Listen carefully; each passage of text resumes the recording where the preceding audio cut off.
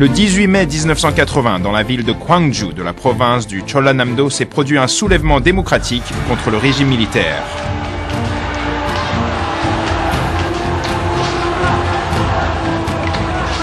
Les archives du soulèvement démocratique du 18 mai sont les rapports qui furent enregistrés au patrimoine documentaire de l'UNESCO en 2011.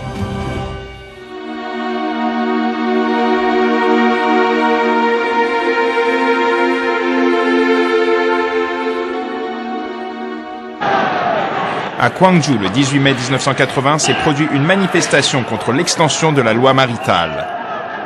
L'armée voulait réprimer violemment les manifestations par la force, et c'est ce qu'elle fit 10 jours plus tard en faisant entrer les chars dans la ville. Le soulèvement prit alors fin, laissant derrière lui de nombreuses victimes.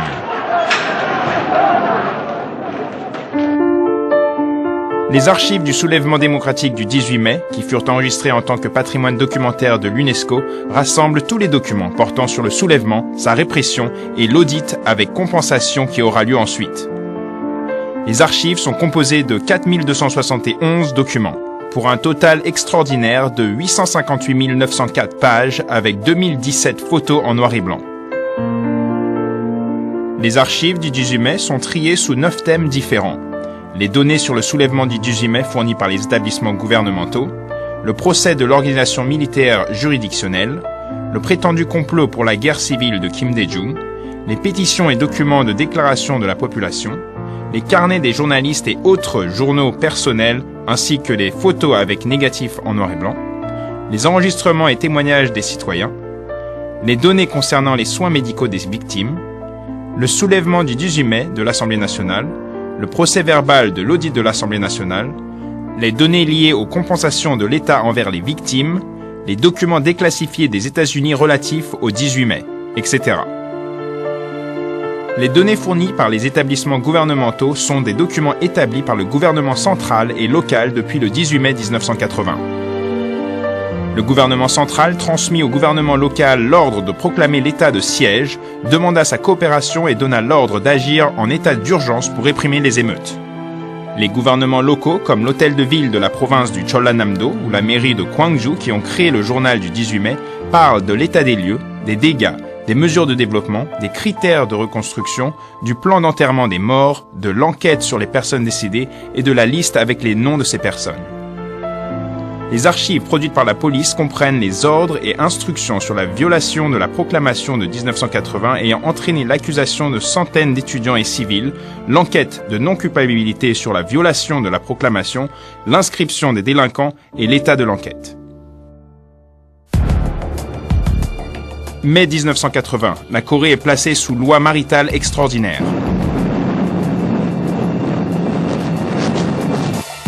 Les rebelles ont fait l'objet d'un procès militaire. Ceux qui ont été arrêtés à cause du soulèvement du 18 mai ont été torturés. Certains ont été condamnés à mort ou à perpétuité. Les archives de l'enquête du parquet militaire et du procès ont été conservées.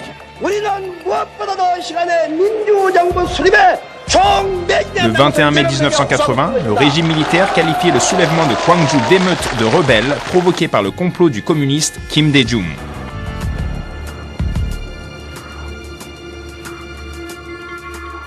L'affaire du complot de Kim Dae-jung pour la guerre civile fut alors publiée.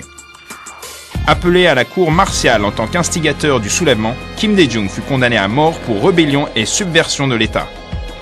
Malgré cette condamnation, il fut gracié en raison de la pression de la communauté internationale et fut contraint de s'exiler aux États-Unis.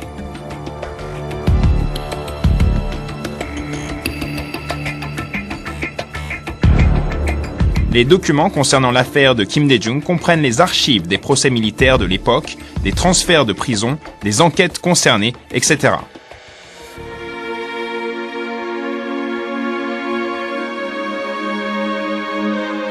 D'autres enregistrements concernent les pétitions et déclarations de la population. Les étudiants et civils distribuèrent des journaux pour faire connaître l'état d'urgence de l'époque.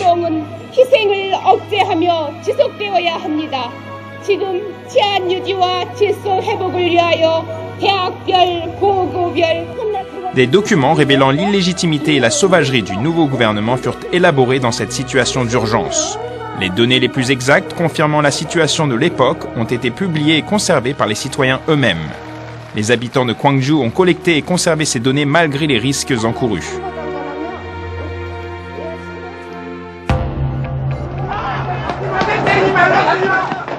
De l'animosité émane de ces photos d'époque en noir et blanc prises dans la plupart des cas par des photographes de presse. Na Gyong-taek, ancien photographe du journal Cheonnam Mail, a pris 2000 clichés qui ont contribué à informer le monde sur l'état réel de Gwangju en 1980. 부부처럼 보이는 남녀가 이렇게 평화스럽게 걸어오는데도 공수부대가 그 곤봉으로 때려서 얼굴이고 머리에서 피가 흘렸던 장면하고 그 틈박에서도 여자가 그 남자를 얼굴을 닦아주면서 본인이 피가 흘리면서도 닦아준 장면하고 진실은 언제가 밝혀지라는 것을 저는 믿었습니다. 그래서 그 당시에 보도를 못할 뿐더러 이제 어디다 내놓지도 못하죠. 그런 것을 언제나 하여튼 기록을 해두면 언젠가는 진실은 밝혀질 거다. 그것을 제 머릿속에 항상 생각하고. Les journaux personnels des citoyens et les carnets de reportage des journalistes sont des archives précieuses montrant le véritable état du soulèvement à l'époque.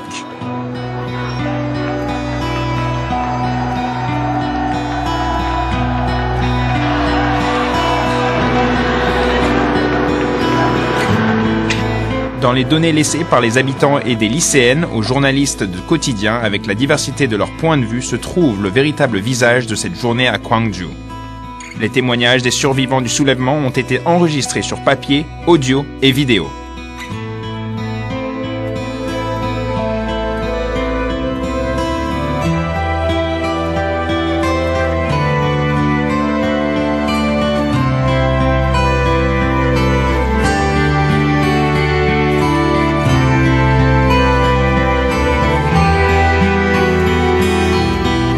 칼장을 막 눈을 붙였을까 말까 하는 순간에 사이렌이 왱 울리면서 광주 시민 여러분, 경운이 도청으로 쳐들어오고 있습니다. 분수대 주변에 시신 두 구가 피를 흘린 채 발견됐었어요.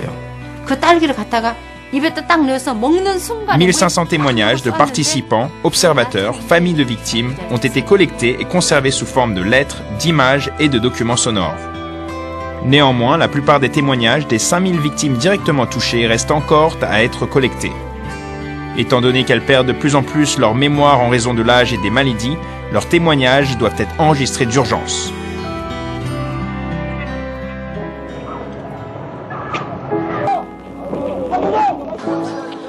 Ce sont principalement des listes de patients hospitalisés ou qui ont consulté un médecin.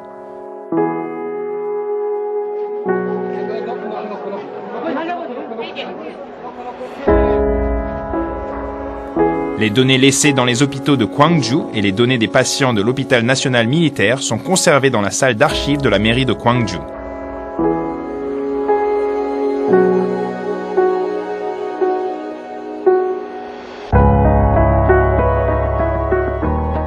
En 1988, le comité d'audit sur le soulèvement du 18 mai a été créé au sein de l'Assemblée nationale coréenne.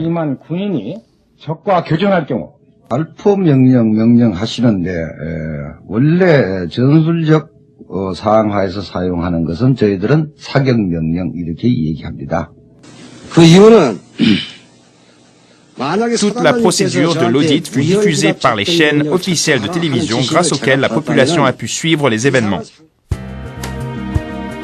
Suite à l'audit sur le 18 mai, la loi relative à la compensation des victimes fut créée en 1990. Le gouvernement commença alors à indemniser les victimes.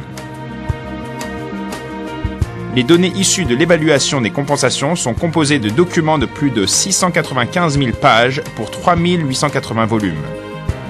Grâce à cette loi, 5100 victimes furent indemnisées. Les documents déclassifiés des États-Unis sur le 18 mai consistent en des données, des télégrammes échangés en temps réel entre le secrétariat d'État américain et l'ambassade des États-Unis en Corée et des documents réalisés par le Pentagone et la CIA. Ces documents démontrent que le gouvernement américain était au courant et discutait en temps réel des mesures sur les affaires du 18 mai et ce, à travers l'ambassade des États-Unis en Corée. Aujourd'hui, ces documents ont été déclassifiés. Le soulèvement démocratique du 18 mai est à la fois un drame de l'histoire coréenne et la pierre angulaire de la démocratie du pays tel qu'il est aujourd'hui. Les archives du soulèvement comprennent l'esprit des habitants de Gwangju qui risquèrent leur vie pour défendre la démocratie, leur noble résistance pour le respect des droits de l'homme et leurs efforts pour faire toute la lumière sur ces événements tragiques. 1980년 5월 27일 이후 5월 28일부터죠. 진상 규명을 위해서 다시 말하면 진실을 찾기 위한 노력들을 시작을 했습니다. 그 노력의 결과물들이 지금까지 모아져 왔던 거고요. 그 결과물들을 우리가 유네스코라는 그 기구에, 유엔 산하 기구에 등재하는 것은 전 세계가 1980년 광주에서 있었던 5월 8일 민주화 운동에 따른 것을 인정한 겁니다.